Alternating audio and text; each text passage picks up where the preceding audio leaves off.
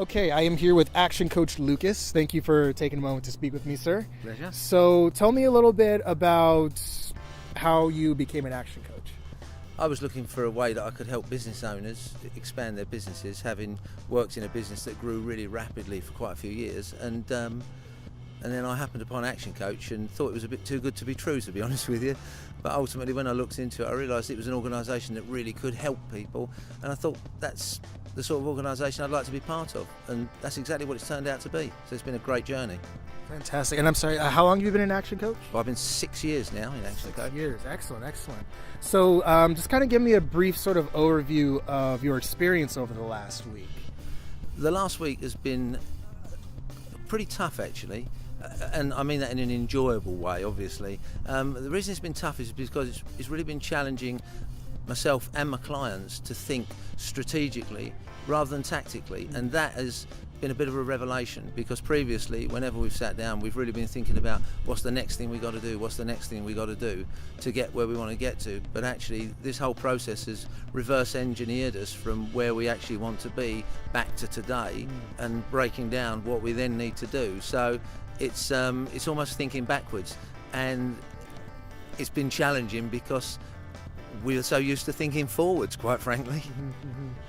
Yeah. So if you had any sort of advice to offer to anybody, business owner or what have you, who was considering something like this sort of level, this level of planning and whatnot, what kind of advice would you offer them?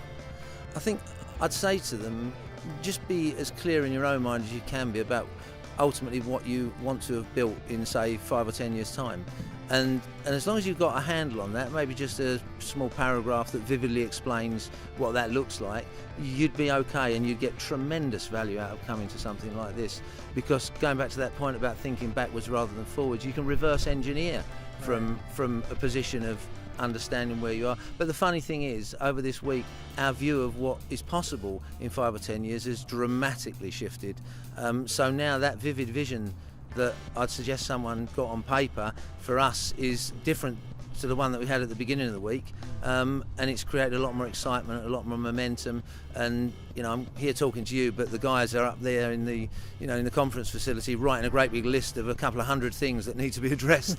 So from a coach's perspective, it's brilliant, because it's just provided a blueprint for what we're going to be doing over the next year, 2 years, 3 years, to get them what they want to get. And at the end of the day, being a coach is about one thing only: helping your client actually get the result that they want to get, big or small.